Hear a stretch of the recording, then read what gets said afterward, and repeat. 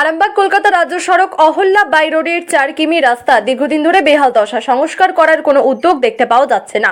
রাস্তা খানাখন্দে ভরপুর, বর্ষা জলে সেই গর্তে পড়ে ঘটছে একাধিক দুর্ঘটনা। গতকাল এই খারাপ রাস্তার কারণে একটি ছোট 2 বছরের শিশু ও মহিলার মর্মান্তিক মৃত্যু হয়। ইন্ডিয়ান সেকুলার ফ্রন্ট আইএসএফ বরাবরই এই রাস্তা নিয়ে সরব হয়। এবারও তারা আরামবাগের মুথাডাঙ্গা বাজারে অবরোধ করে রাখেন রাস্তা সংস্কারের দাবিতে। প্রায় আধ ঘন্টা ধরে চলে অবরোধ। রাস্তায় কলার ভেলা ও টিউ ভাসিয়ে প্রতিবাদ বিক্ষোভে সামিল হতে দেখা যায় আইএসএফ দলের কর্মী সমর্থকদের। সাধারণ মানুষ ও আন্দোলনকে সংহতি জানায়। আইএসএফ নেতা সদ্দাম হোসেন বলেন, হয়তো বাংলার সরকার নতুন প্রকল্প শুরু করেছেন, জয় বাংলাশ্রী প্রকল্প। সেই প্রকল্পের অধীনে হয়তো প্রশাসনিক দায়িত্বশীল ব্যক্তিরা চোখ কাটিয়েছেন, যে কারণে তারা রাস্তার এই বেহাল দশা দেখতে পাচ্ছেন না। হয়তো ডাক্তারবাবু জানিয়েছেন 2026 সালের ভোটের আগে তাদের চোখ ঠিক হবে। তিনি বলেন, অবিলম্বে রাস্তা মেরামত না হলে আবারও বৃহত্তর আন্দোলনে নামা হবে। এর মাঝের 4 কিলোমিটার রাস্তা প্রতিদিন মরণ ফাঁদে পরিণত করা হয়েছে। আমরা বলেছি, প্রশাসনিক কর্তা ব্যক্তিদের চোখে জয় বাংলা হয়েছে। রাজ্যের সরকার নতুন প্রকল্প ঘোষণা করেছে, সেই প্রকল্পের নাম জয় বাংলা প্রকল্প।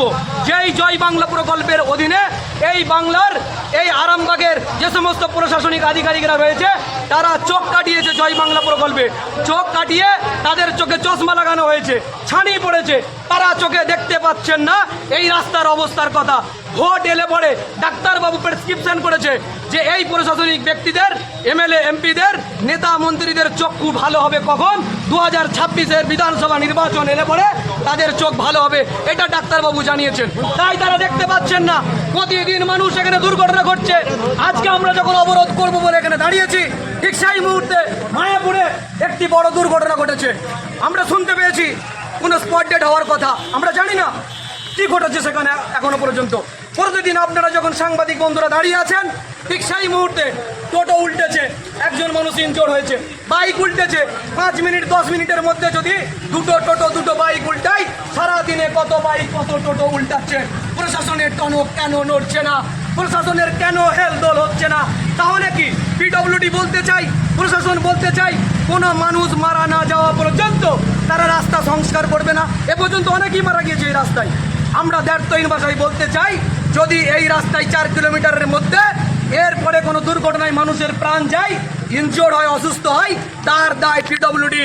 সেই মানুষ যদি মারা যায়, সেটা খুনি বলে ঘোষণা করব রাজ্য সরকারকে, পিডব্লিউডিকে।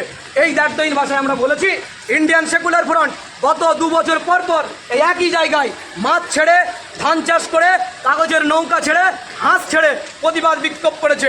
বাংলা যখন তৃণমূলের সরকার অচল করে দিয়েছে মানুষের হাঁসফাঁস অবস্থা, সেই সময় দাঁড়িয়ে এই বাংলার প্রধান বিরোধী দল, তাদেরকে আমরা খুঁজে পাচ্ছি না।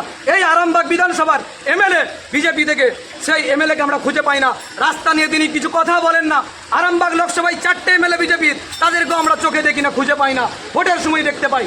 এই তৃণমূল আর বিজেপি 2 সরকার এক হয়ে গিয়ে গোটা বাংলাকে অচল করে দিচ্ছে, গোটা দেশকে শেষ করে দিচ্ছে। আমরা চাইছি অবিলম্বে এই রাস্তা সংস্কার করা হোক। আমরা রাস্তা খুলে দেব। সাময়িকভাবে আমরা অবরোধ করেছিলাম, রাস্তা মানুষের, জনগণের ভোগান্তি হোক। আইএসএফ চাই না, ইন্ডিয়ান সেকুলার ফ্রন্ট চাই না। আমরা প্রতীকী অবস্থান বিক্ষোভ করেছি। রাস্তায় দেখতে পেয়েছেন কলার ভেলা চড়ছে, রাস্তায় দেখতে পেয়েছেন টিউ চলছে। এটা দীঘা হয়েছে, নিউ দীঘা। সেই দীঘার উন্নয়নে বাংলা ভাসছে।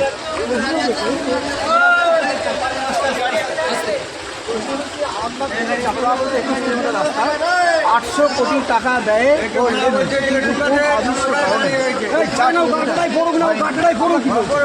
এই 4 কিলোমিটার রাস্তা কি কারণে হয়নি আমরা জানি না, তবে লোকমুখে সূত্রে মারফত খবর যে এই রাস্তা খারাপ না বাগানোর কারণ হচ্ছে, এই মিঠুনদা, রাস্তা বাগানোর না কারণ হচ্ছে এখান থেকে কোনো অবজেকশন করেছে। রোগী আছে, কোনো রোগী আছে, রোগী থাকলে ছেড়ে দাও।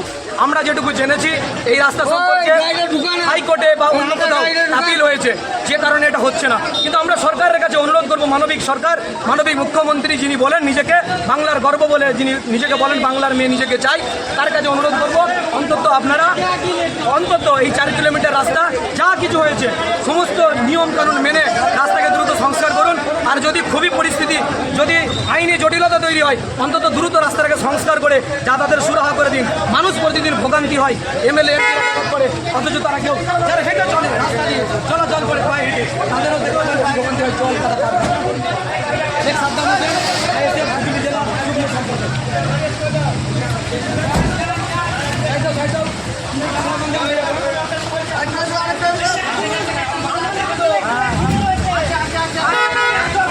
আজকে এই দেখুন অবস্থা, নদী এটা দিয়ে যাচ্ছে, এই 4 কিলোমিটারের মধ্যে মানুষ অসুস্থ হচ্ছে।